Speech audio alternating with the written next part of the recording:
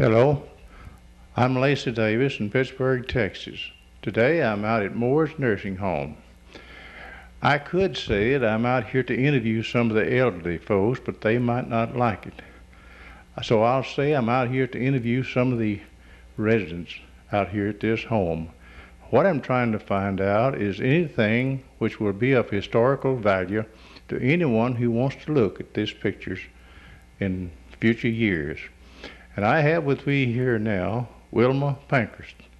Now Wilma lived here quite a few years ago. Then she moved off to Dallas. Pittsburgh wasn't big enough for her, I guess. She lived over there for quite a while, and now she's back here.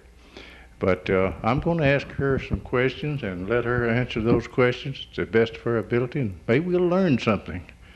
Okay, Wilma, tell us where you were born and where you grew up. I grew up at Lafayette, Lafayette, Texas in 1901 on July the 25th. July the 25th? Uh-huh. That's my birthday. You can't have that one.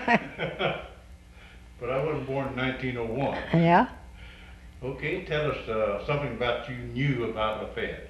Well, I think Lafayette at that time was one of the best places to live of any small place I knew of. There was a population of 504 people when I was 6 years old.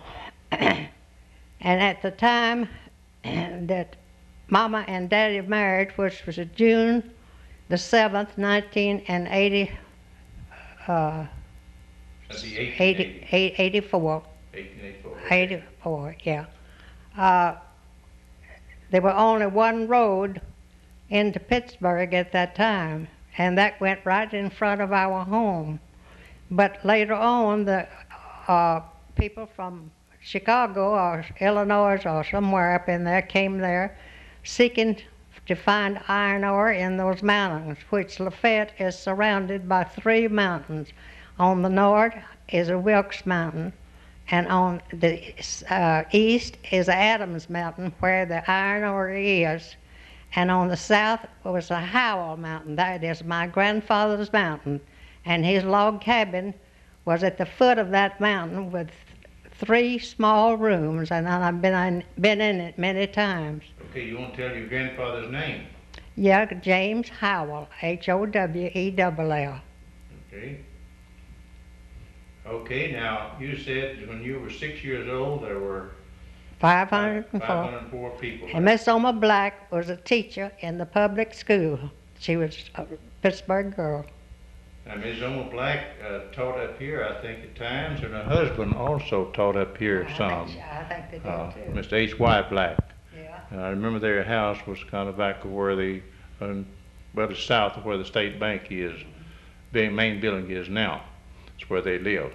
Okay, now tell us about the streets, how they have changed down there. Now, I believe you told me at one time that the main street or the main drag of Lafayette at one time was further west of where it is now.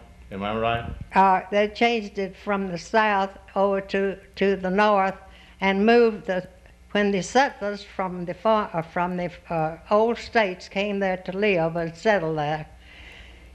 They formed a little community, and on the, I guess you'd call it the southeast part of town. And later on, when the iron ore men came down from Chicago to seek oil, that iron ore in the mountain, they, wait a minute, let me see now. I know that when they came down here, they tried to make a big city out of it. Yeah, they made a city. They tried to make a city out of it. They even laid out lots. They was putting down a railroad track to let a car get to that mountain over there so they could get the iron ore. And they put stakes in the ground, and it fell through. It wasn't a success. They didn't have enough money to complete it.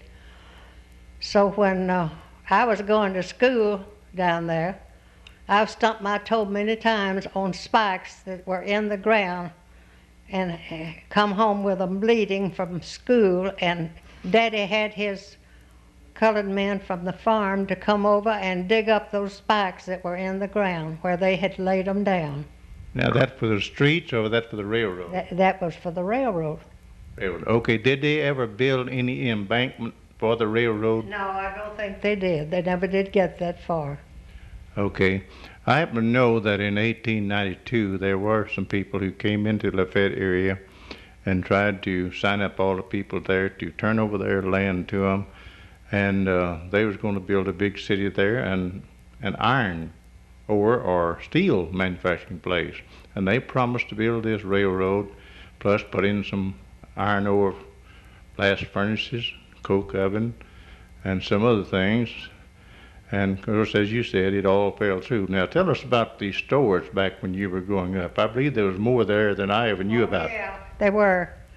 Mr. Will Harrison had a store. My daddy had a store, and I have the pictures of them in California or Waco. Who was your daddy? Huh? Who was your daddy? Will Lindsay. Okay. William Nathan Lindsay.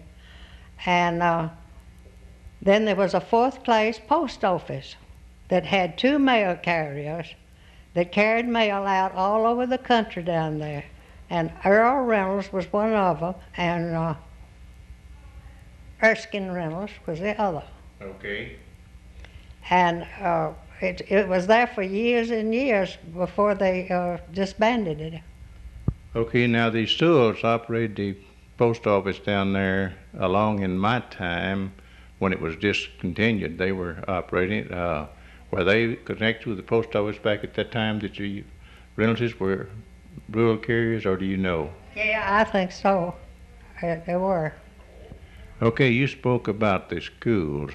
Yeah. How big a school did they have down there? What grades did they teach? They built after they moved the town. The town was first located over there at the Baptist church, which now stands, and it's in pretty good condition. And they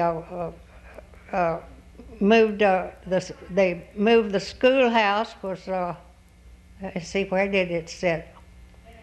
Almost completely, well, about, I guess,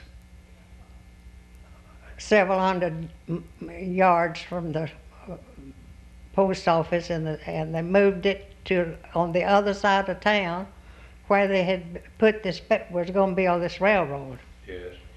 And it made a 2-story schoolhouse out of it, and there were 4 classrooms, 2 above and 2 below.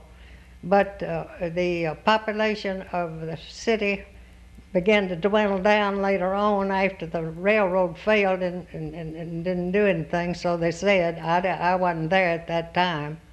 But anyway, they made the Woodman of the World's office in one of the rooms upstairs, and just had 1 upstairs and 2 downstairs. And Miss Oma Black was my teacher when I was 6 years old. I went to school. I don't think they forced you to go. I think I just wanted to go, and Mom and them let me go because Sister was going. And I wanted to go every morning when she left. I wanted to go.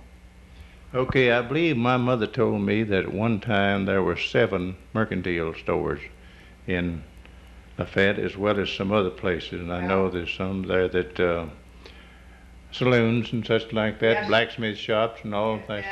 Now, Daddy had a store, and Mr. Will Harrison had a store, Mr. Bass had a store, and Mr. Freeman had a store, and there was a barber shop, had 1 chair. I can remember that very plain. You had 2 or 3 doctors down there, I believe. Dr. Henderson, Dr. Bates, and Dr. Sorrells. There was 3. Okay. Now, we're going to let you rest just a minute, too, and we'll shut this off, and we'll come back in just a minute. We're back now, and the ladies had a chance to get her, Wilma's had a chance to get her breath, and so we'll let her tell something about some of her ancestors' store over there at Lafayette. Yeah, my grandfather, J.C. Lindsay, and Uncle Henry Sewell, who had married Mama's sister, Aunt Eddie, were in business together right near the Baptist church over there, and where all the stores and things were at that time. And these people that were drilling for this iron ore in the mountain, or no, I don't think they ever got that far along. They never did get that far along because I think Daddy said that it went broke before they could do that, and that they wait just a minute now. Let me see. Well, they finally settled the. They wanted to give them, wanted them to let them have 600 acres of each of their land, Yes. in order to finish this iron ore business over there, and they wouldn't do it, and so that dissolved the partnership between Daddy and my grandfather, and they moved my daddy's store to the other side of town, and Uncle Henry just went out of business. I see.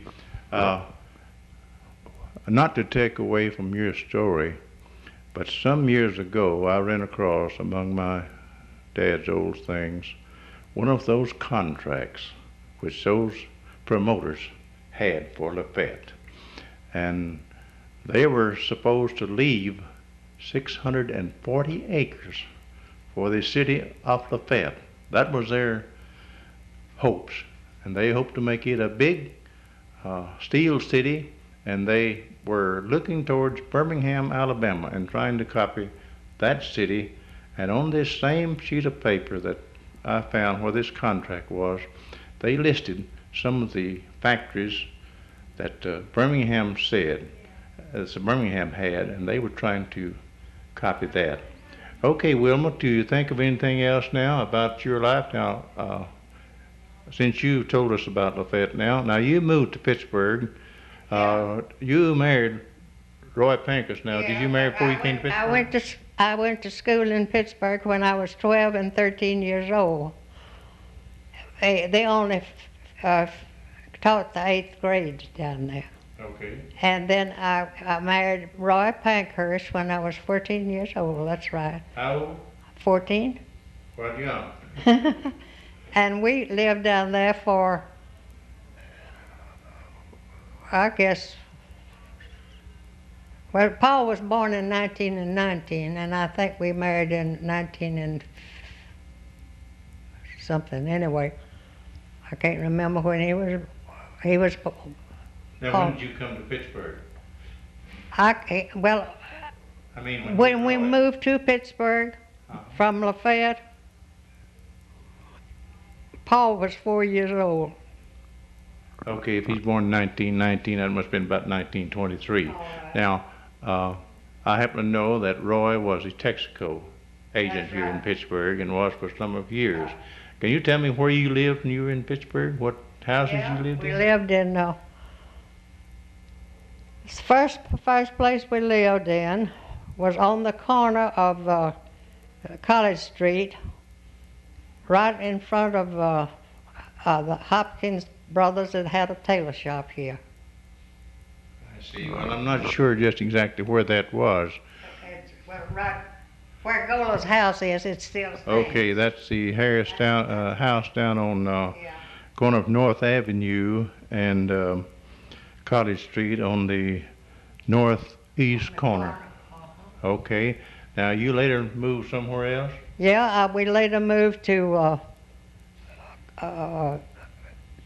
right in front of Thelma Boyd and Dick Huey down on College Street. Okay. Then we moved from there to the little house up on right in front of Harry Holman on Texas Street. Okay. And Virgil Garrett married a Sulphur Springs girl, and then they separated before they'd been married too long. And he came to us and asked us if we would move down there because he said I kept my yard so pretty, he wanted his house kept that way. And we moved to his house and lived there until we were transferred to Farmington, New Mexico. Okay, that's the point I was getting at. I recall that you did live in that house. Now, the Virgil Garrett house was the little house north of the John L. Shepherd home. The Garretts, the elder Garretts, lived in that house at that time. Oh, and we lived for a few months too. I forgot that. right in front of Fady Garrett down there in one of those little rent houses, right in front of on Rush Street, yeah. And that was where we lived. Okay, now, Wilma, did you ever go to the fair in Pittsburgh? Every year. Anything you would tell us about that fair? Do you recall? All I can remember is those two beautiful white horses with those pretty girls, and they sang, "When you go have a tulip," and I wore a big red rose. And it was a good fair. Yes, second only to the Dallas Fair in Texas at one time. But it was. I enjoyed it. Okay, do you recall any special event that took place in Pittsburgh that you recall and want to tell us about? Well, I don't know too much about Pittsburgh now. I know a lot of people here. Did know a lot when I lived here, but I didn't know many events that took place. Only I know several horrible things that happened. They killed that. Let's don't go into those. Let's don't go into those. You mean joyful things? Yes. Well, J.W. Keelan and I took the Boy Scouts on a tour, all over Texas and all through the West Texas and down in Old Mexico. I see. And with a school bus, we rented a school bus and took 24 boys. I guess that's about the time Paul was in the Boy Scout. That's the time Paul was in the Boy Okay, Scout. now we have mentioned Paul in this, but you have not told about your family. Tell us about just what family you have and what you have left. Well, I have no one left now on my family except my two grandsons, and that's Paul Jr., and he doesn't like to be called Junior, but that's what he is, and Patrick. And he died after 22 years of service in the Marine Corps and was a colonel in the Marine Corps. That's Paul Sr. Okay. And they live in California, both of them. Okay. Can you think of anything else you'd like to tell us? If not, we'll turn the camera off just for a minute and give you a chance to maybe think of something else.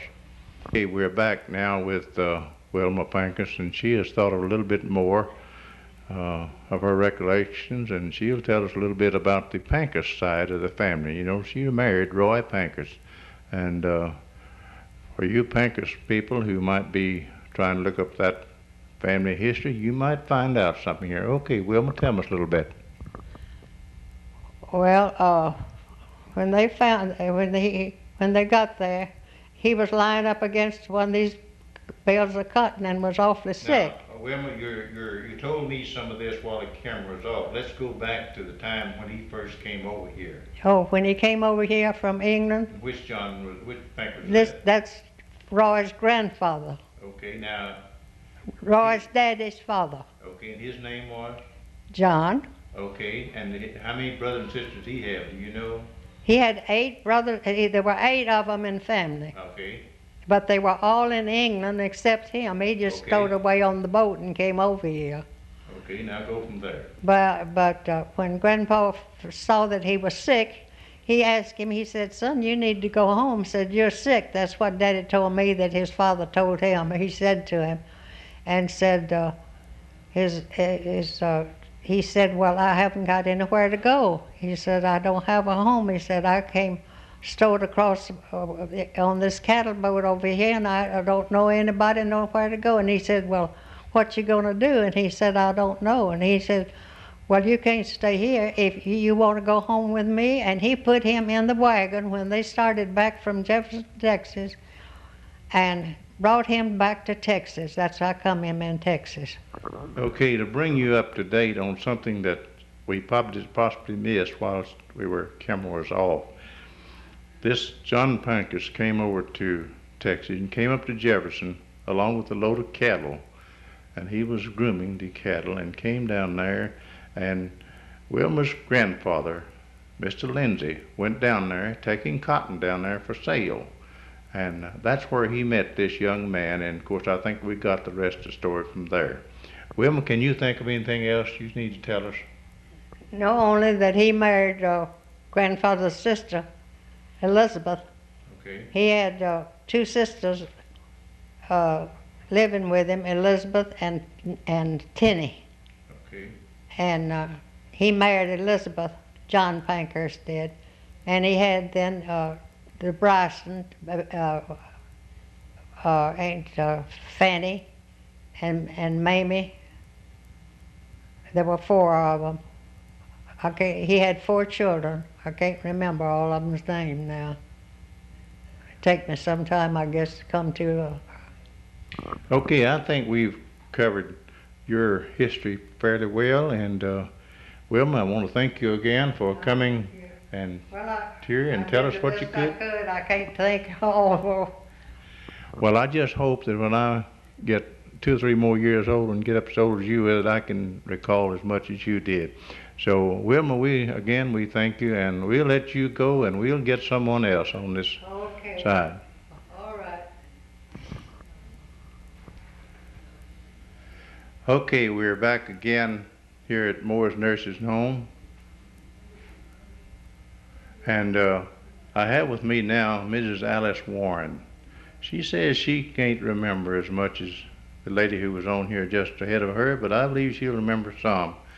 Ms. Warren, to start off, I'm going to ask you a few questions.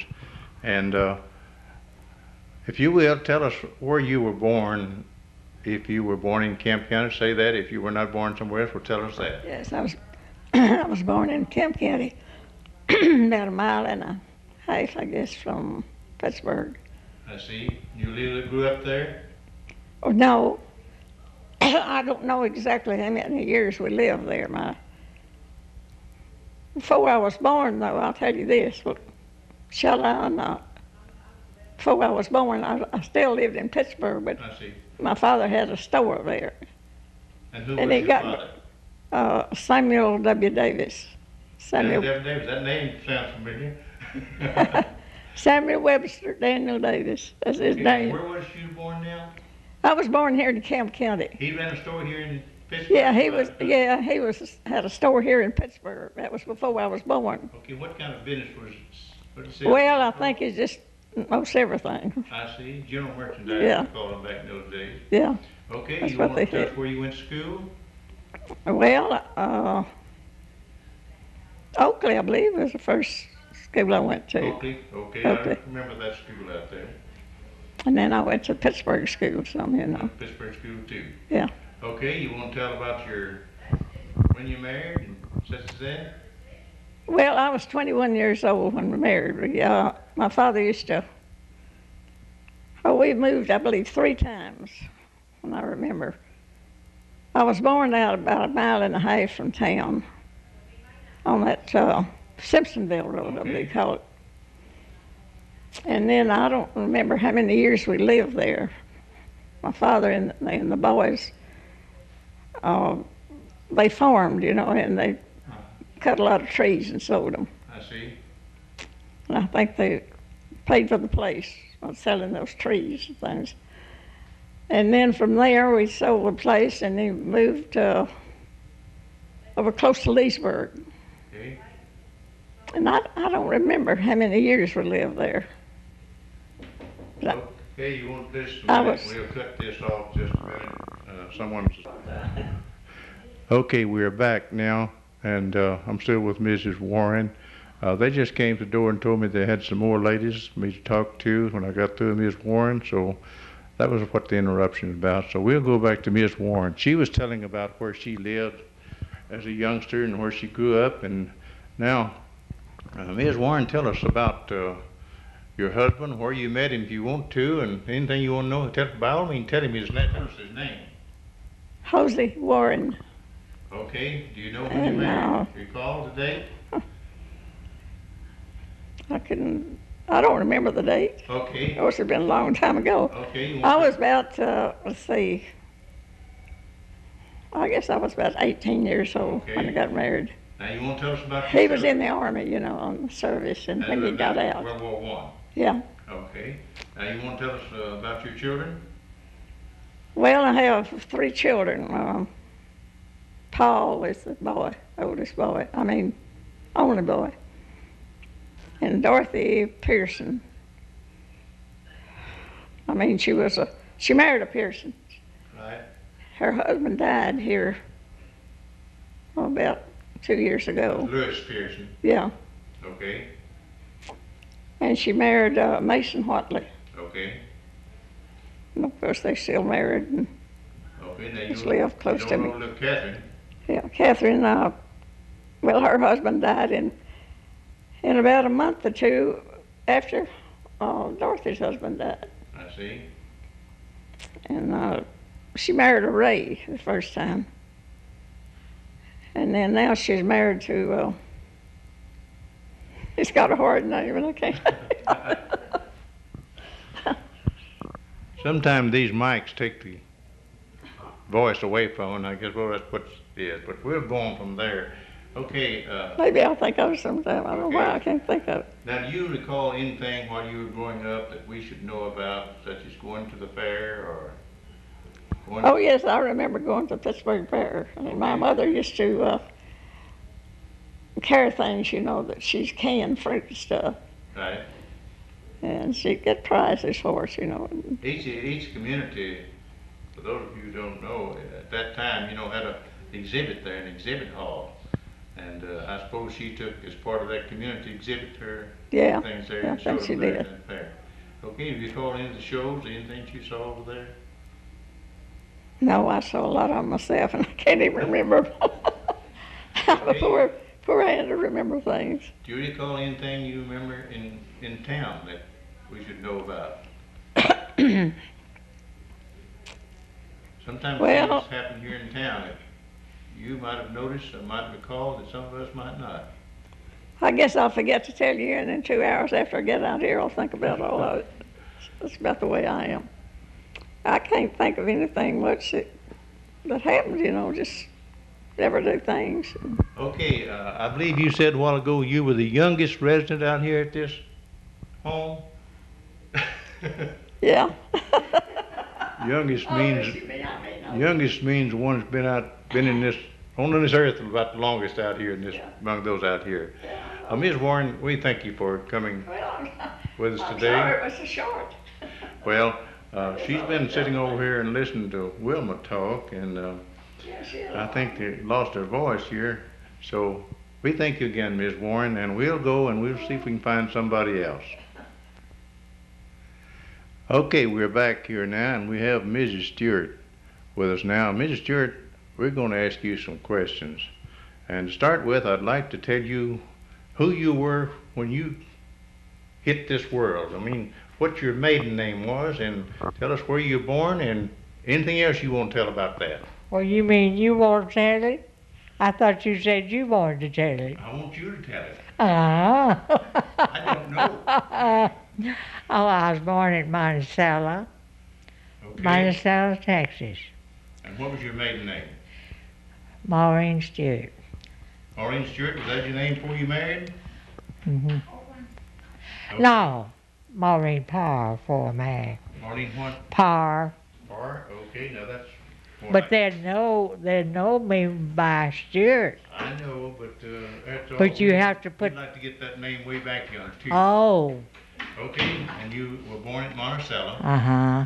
Okay, and you went to school in Monticello? All the time. All the time. Okay, how far did you go in school? To the 9th grade. 9th grade, that's far as they Far as we moved to Mount Pleasant. Okay, did you finish high school in Mount Pleasant? Or No, I you quit. quit there? I quit. I thought I know enough. Did you got married, I bet? Pretty soon. Okay, and what was your husband's name? For Stewart. Foy? Uh-huh. Okay, and what did he do? Oh, he was a farmer first, and then he got to be a dairyman, and then he got to be a carpenter, and then he got to be working at a hot supply at Mount Pleasant, and that's just about. Anything to make a living? Uh-huh. Okay, where did you all live when you were married? We lived east of Monticello, East of Monticello. Monticello Baptist Church. Okay. Now, about your children.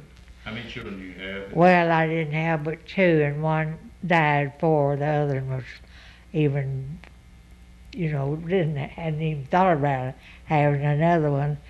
So,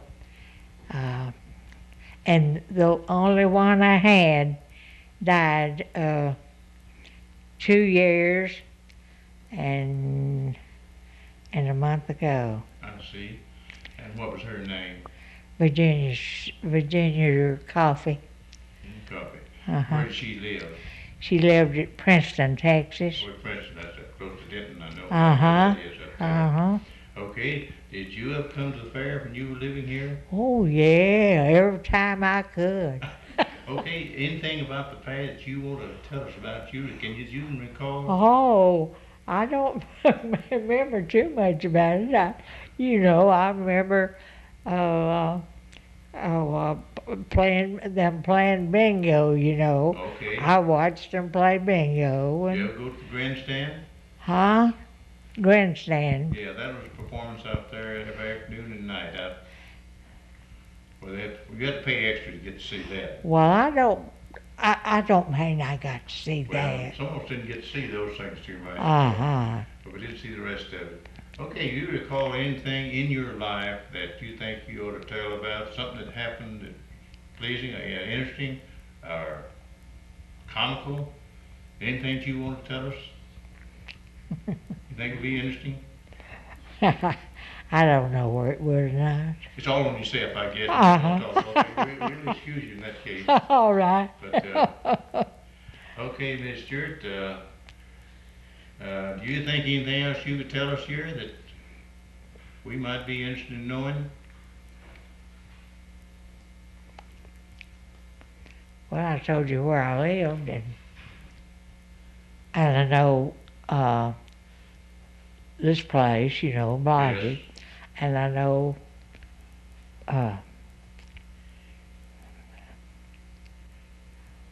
Blodgett. Uh-huh. It's close to Monticello. Uh-huh. Okay. Okay, well, Miss Stewart, we thank you for coming to us today, and at least you told us who you are and a little bit about yourself. We know it, so we thank you for coming, and we'll let you go at this time, and we'll find someone else to come up and ask them a few questions. All right, maybe they'll know more. Well, I don't think it's a question of knowing. I think it's just a question of telling. I think it's all on yourself, and you don't want to tell it. How about that? Well, I can't think of nothing right now. Okay, thank you again for coming, and we'll... know that the things happened when I was a kid that I ought to know now. I do know, but I don't know what it is. I see. Well, we thank you, and Well, we'll see someone else now. okay. This is Lacy Davis again out at the Moore's Nursing Home, and we've been interviewing some of the residents out here, and we have another one here now, and I'm going to ask her a few questions. These ladies, I think they know more than they're telling, but anything we can find out from them will be good for historical purposes.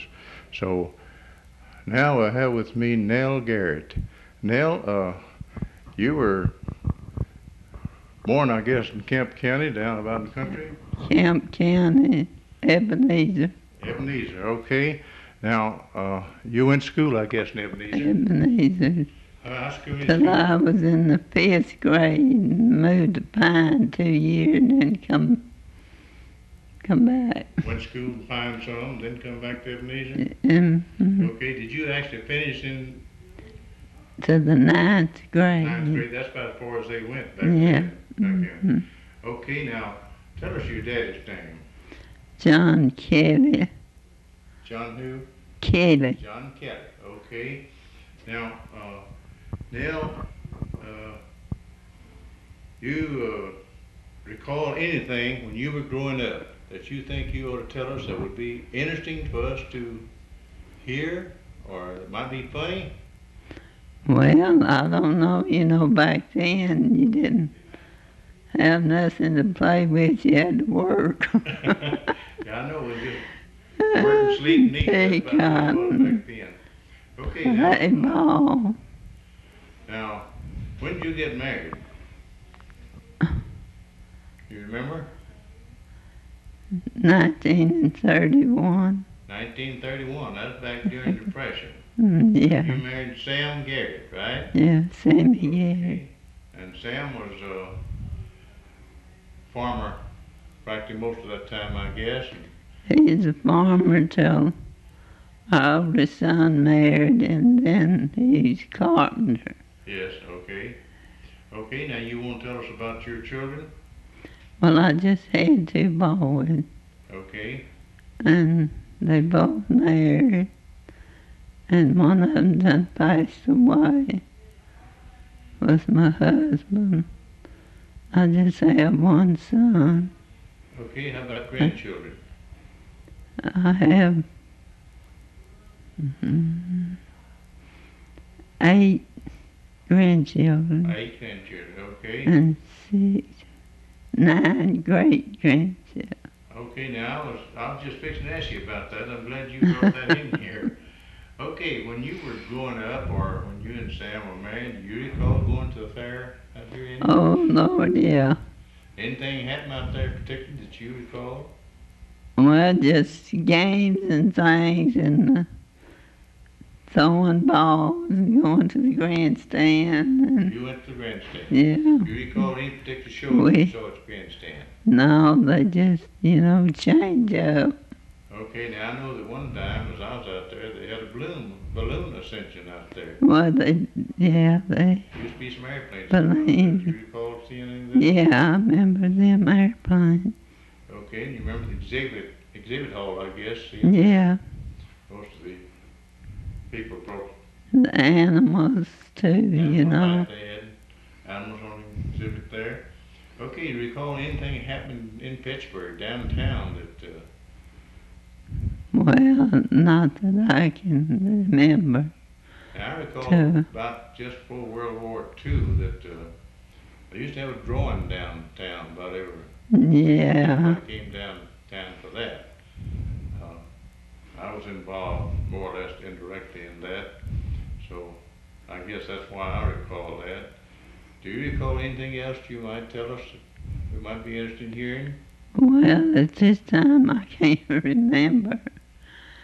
But I remember the drawing, the fair, and all of that. Uh-huh.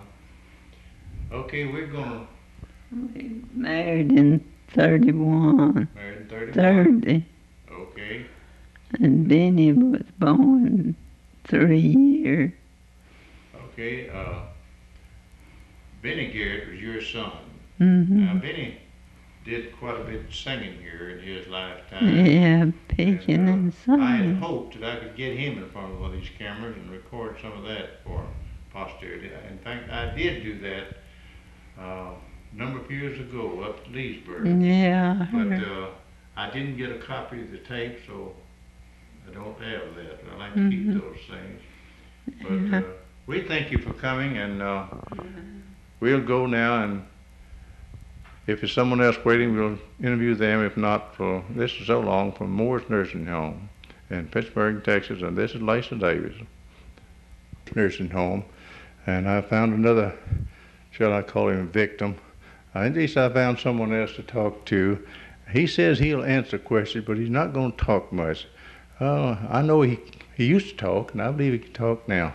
So now we're going to ask Mr. Seale. Mr. Eunis Seale, is that right?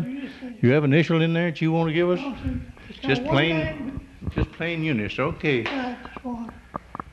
I tried to accuse him of being from Ebeneezer a while ago, and he let me know that made him mad, and he wanted to let us know that he was from Holly Springs. Okay, Miss Seale, you want to tell us where you were born? I was born in Camp County. Were you born down in that area? Yes, sir, down in Holly Springs. Holly Springs. Been down there all your life? All my life. Okay. Now, you went to school down there where? We went to school at Holly Springs. Holly Springs. Where was school down there?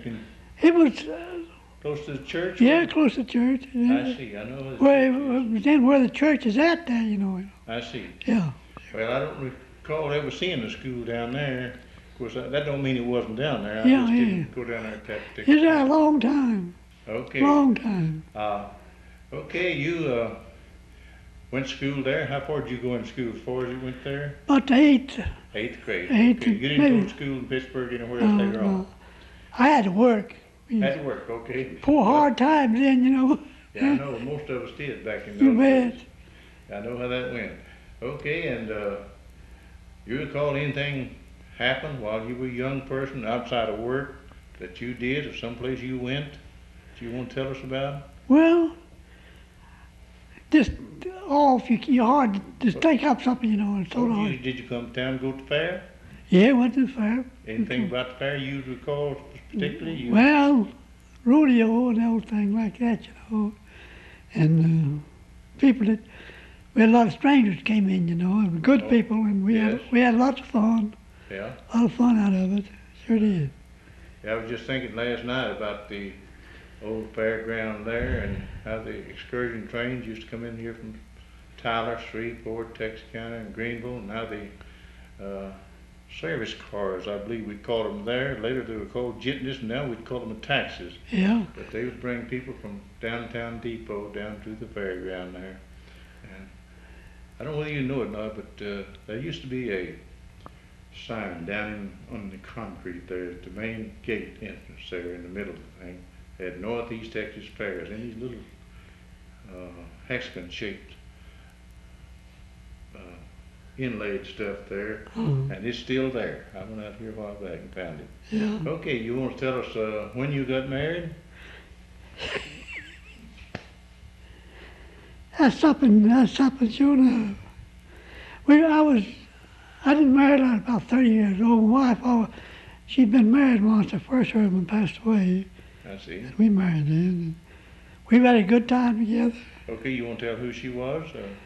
Well, she was a Smith. Smith. Bud Smith's daughter. I see, Bud Smith, yes. Yeah. I remember that name very well. Heard that all my life. Yeah. Okay, now tell us about your children. We had 3 girls and 2 boys.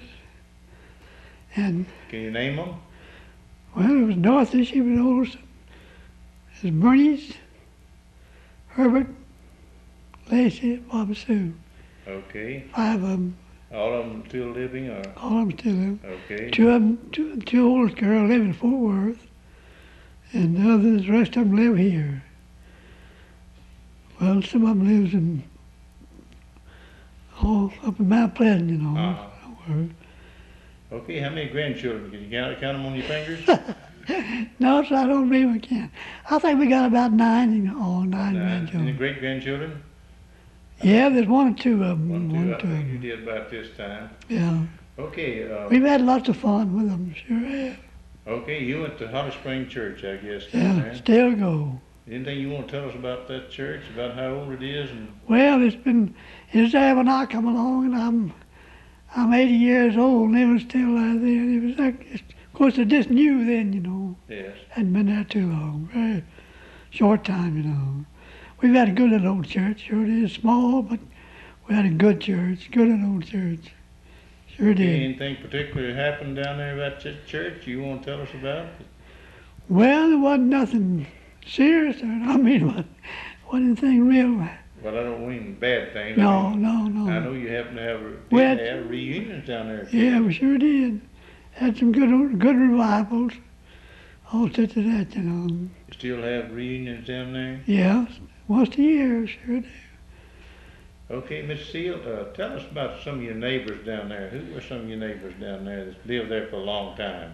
Well, the Kaufmans has been there a long time, and the Smith, my wife's daddy, he's been there a long time, you know. Uh-huh. Lived in the same place where he moved to. See, he was raised over in Smith County, you know, that's where he was born at. Uh-huh. And then he moved into Camp County, to Morris County, lived there a while, then came to Pittsburgh, you know, Camp County. And he's been there ever since. I believe you ran a dairy down there for a few years, didn't you? Yes, sir. How long did you run that? About 4, 5, 6 years. Just 4, 5, 6 years? Farm most of the rest of the time? Well, we didn't do much farming while we was dairying. We just did some, you know, raised feed and stuff like that, you know. Uh-huh. But we always had a good living, raised a lot of good stuff to eat, you know. Always had plenty to eat. Oh, you bet. Canned it up And and dried it for the tried it for the plan. We had a preacher that preached there. He said, "Where do y'all get all this stuff you put on the table?" I said, We borrowed from the preachers.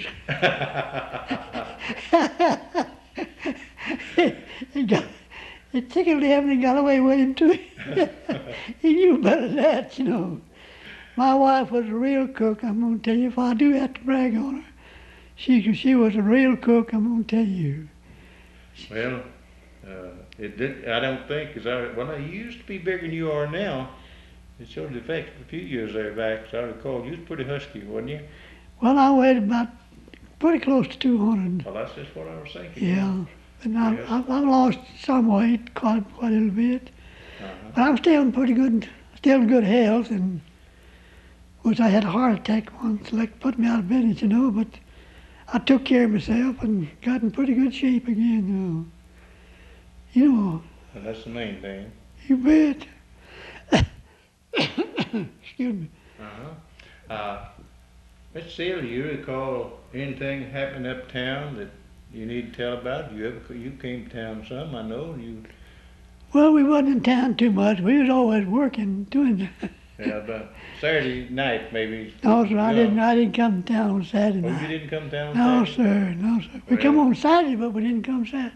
Well, if you didn't, everybody else did. Yeah, that's right. I might 2 or 3 times come to town on Saturday night, just for a little while, you know. But, Was there a store down in Holly Springs? yeah, man, Mr. Smith, Ross Smith runs a store there, you know.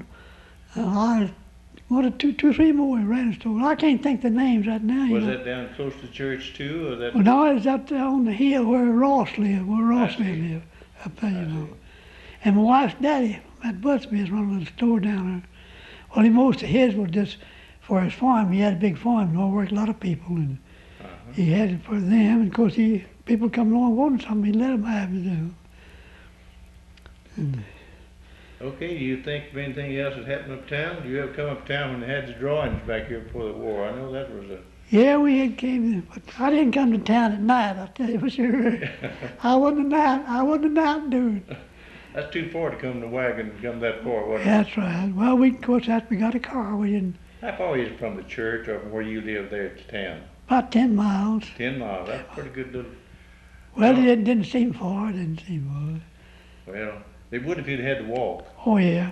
Of course, I guess you get to see the neighbors and up and down the road and Oh, yeah. talk to them back in those Stop days. and talk, you know. Yeah, so it didn't seem so far.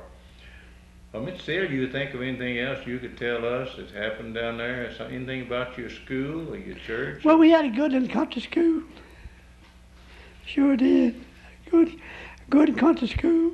Uh-huh. I was trustee there for a small while. I see. I'd go out and stay out a year or two, and they'd put me back in, you know. Uh-huh. And I tried to run the thing like it ought to be run. Well, that's the best we can do. When you do that, that's the best you can do. We had a good little country school, sure did. Good country school. Do you recall any of the teachers down there that we might... Well, It's been too long, huh? it's been pretty hard. And they changed pretty Yeah, well, often, too, they I'm changed nearly every year, every 2 years. sure. Uh-huh. We hardly ever would keep a teacher 3 years, you know. Uh-huh. Well, they'd get where they want to go and they just want to shift around, you know, Yeah. shift around, just around. Change places, look at Change something places, better. something better. But we had a good little country school, sure did. Sure did have a good country school. We had some good people live down there, too. Yes, you did have good people You in that bet. community. Still the good people down there. Yeah, still you around bet, down you there. bet. Some of the old people still there, you know. Yeah. That's We still got a good church. that's good. Keep those kinds of churches going. You bet. We have church every Sunday. You ever get to go down there now? Anybody take you down there now occasionally? Or We go down every Sunday. you go down there every Sunday? Yeah, well, yeah. Oh, that's good. Yes, sir. We still have a good church on Sunday. Who takes you, Herbert? I drive myself. Oh, you still drive? Sure, yes, sir. Well, how about that? That's good. You can get up and move around there. You Kim, know, my wife, she loves to go to church. We don't ever miss unless some of us sick, you know. Uh-huh. We still go to church. That's something we think a lot of at our church. Yeah. Sure do. Well, Mr. Seale, I want to thank you for coming here and in this room and talking to us. And You never know. Something you said might mean something to someone else some other time. That's right. And I'm glad to have you, glad to talk to you myself. Well, thank you. Thank you. Okay, and we'll let you go now, and we'll. Okay, got something else? I'm not through talking. If you want me to tell you something else, I'll try to tell it. Well, I'll try to tell it for you. well, we appreciate what you have said, and we'll let you go at this time. So this is Lacy Davis from the Morris Nursing Home here in Pittsburgh, Texas. Lacy Davis here again at the Morris Nursing Home, and with me I have Mary Parker, who is the Activities Director out here at Morris. Mary, tell us how long you've been out here and what you do out here, and something about these people we're talking to, if you want to talk about it. All righty. I've been here since March of '89, and I'm in charge of all the activities and anything they want me to be in charge of. We have a lot of fun, we really do. And all these residents are dear to my heart. I stopped by here one day to look the building over, and I just fell in love with it. And something just kept leading me back here, so here I am. I went to activity school, and I just enjoy every minute of it. I'm also the social director, and we have so many good people coming here that come to sing. We have a full schedule of church services, and we just have a general good time. And I'm just happy to be a part of Morris Nursing Home. I think this is one of the most beautiful homes in this area, and I hope it will continue to just grow and grow. We at present have 44 residents. We lost a little lady yesterday, and we have 44. But we have really grown in the last 3 months. Well, you built more buildings on here in the last year or so, too. Well, the building was here when I came here. That's right. I came here in time to get in on the opening, the formal opening I see. of the open house and all. And it's just a wonderful place to be, and we just thank God for it every day. Okay, Mary, do you think anything else you need to tell these folks? Well, no, I guess not. If this is going to go down in history, I don't know. I just love it. And well, you could tell them a little about yourself. Now, you've been here a few years. You tell them who your parents were and where you were born and where you lived. Well, yes, of course, I was originally from Pine, good old Pine, Texas. Grew up with Mr. Bo Pilgrim. And I moved to the Ebeneezer community when I was 11. And that was when I met Thurman Parker. And that's when my troubles began. I think we might see this sometime now. He might. No, we've had a wonderful marriage. We've been married 47 years and have 5 children, 7 grandchildren, and 1 great-grandchild. Well, that's how long Jane and I have been married. Well, it's been a long time, hasn't Yes, it has. It's been a long time. You want to tell about your children now? Well, the oldest daughter is Mary Ann. She married a fellow that was born and raised in Chicago, and they live down at Humble, Texas. He's an airline pilot, and they just have a wonderful life. They have a son and a daughter. The other one is Phyllis. The next daughter down the line is Phyllis Henderson. She married one of Ike Henderson's boys. And let me tell you this about that. When she married Ike Henderson's child, my Aunt Elizabeth Duncan was so thrilled because she said she always wanted to be kin to Ike Henderson. So she got to be kin to Ike Henderson. And they live out on the Ebeneezer Highway in the old Bass Gibson place. They bought it several years ago and have remodeled the house, and it's a beautiful place to live. The next one is Robert, and he was married to Judy Davis. They had 1 child, and can you believe he's already 18? And then they have moved to. They divorced, and Judy married again, and Robert married again, and he married Stormy McElhaney. And they have moved off to Guam, and they're expecting twins, a boy and a girl, just any day. The next one down the line is Kay. She married James Griffin, and they have a daughter that is 21. Oh, Phyllis and Randy have a son. He's the oldest grandchild, named Heath, and he's the big farmer in the crowd. He took after his granddaddy Ike and his granddaddy Eddie Hackler. So he's the big farmer in the bunch. But anyhow, Kay has a daughter, 21, and she's married and lives in Bradley, Arkansas. And she divorced. Her and James divorced, and she married again, and she's living in Bradley, Arkansas, and she married a James Barnes. And then that about tells it, I believe. Well, that's a pretty good sized family itself. Yeah, it is. It is. It really is. Well, Mary, we thank you for coming on the camera here, and we'll see if we can get a little bit more here, the owner-operator of this place, and get her on here and get her to tell a little history about the place. We thank you again for coming, and you're the one who is responsible for getting these good people for me to talk to. And probably in a few days we'll give them a chance to see themselves and hear themselves on TV. I'm anxious to hear that. I'm Okay. anxious to see it myself. Thank you again. We're still at the nursing home out here, the Moore's Nursing Home, and I've interviewed a few of the residents who lived out here. I've interviewed the activities director, and now we have the big shot here. Ms. Elizabeth Moore is the owner-operator of this establishment, and I'm going to ask her to start way back when they first came here and tell a little about the history. But first, I'd like for her to tell a little about her own family and where she came from.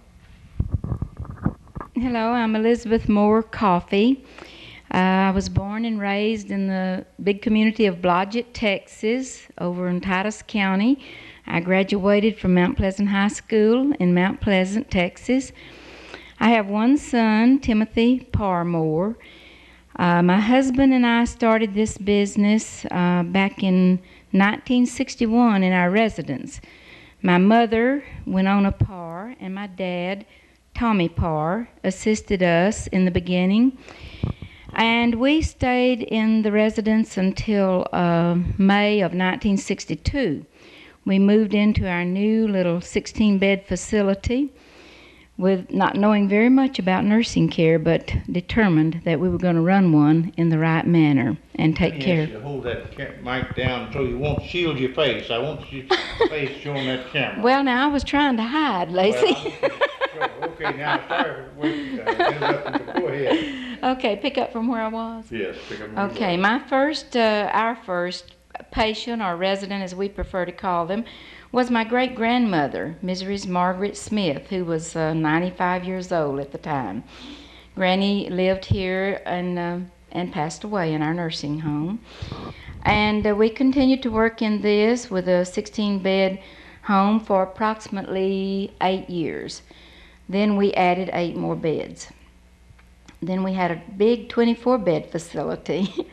And we stayed that size until a couple of years ago, actually 3 years ago, my son and I, who by that time had become a partner with me after his dad had passed away in 1975, I made him half owner of Moore's Nursing Home as he was our only child. And he was not active in the business with me. He went on to college. In fact, he started his own business, a gun shop in the Blodgett community, and stayed there until we decided to build this bigger. And we started out not knowing whether or not we could accomplish such a thing, but determined to do it. We kept looking into all avenues. It looked as though we were going to be completely blocked, but I don't think I've ever prayed harder for anything in my life that God's will be done in this endeavor, if He wanted it, and if He didn't, to block me. I was determined to do it if at all possible. It looked like I was blocked because nothing fell in place. And then, believe it or not, in one day's time, everything fell into place. We received a letter of approval from the State Health Department to build to a 60-bed facility. We received okay from our bank to go ahead. This is all in one day's time. We received an okay from the SBA that our loan had been approved. I told Tim, well, it looks like we're on a roll. Looks like God is in this and he's working it out for us. But we lacked one thing, and that was a good, realistic contract price. We had nothing close to what we felt that we could afford. At 9 o'clock that night, in less than a 12-hour period, we got our phone call telling us the contract price to build this. I knew then that God was in it and that it was a go. So we started proceedings from there. Took us 15 months to build it. I thought I would go crazy and completely lose my mind because not only did we build the new part, we added 13,000 square feet to an existing 4,000 square feet, and that made a total now of 17,000 square feet. When they finished that part, we moved into the new part, and we thought, oh boy, you know, we're just about there. And that's when the real trouble started, because when you start tearing out and trying to live with it and live in it and survive and take care of people all at the same time, it only took God's help for us to manage all that. But we came through it. We're growing. We're excited. We're still dedicated to our aim in the very first place, and that is to do unto others as you would have others do unto you. I believe that with all my heart. I know we make mistakes. We're not perfect, but we're dedicated people to what we're doing, and that is taking care of our fellow man when they need our help. And one thing the Bible teaches me is that one way we serve God is to do unto others as you would have them do unto you. And inasmuch as you do this to the least of these my brethren, you do it unto me. Now, when I lose sight of that, then it's time for me to get out of this business. But I still believe that God has a work for me to do, and I am very dedicated to it. Thank you. Elizabeth, thank you for that.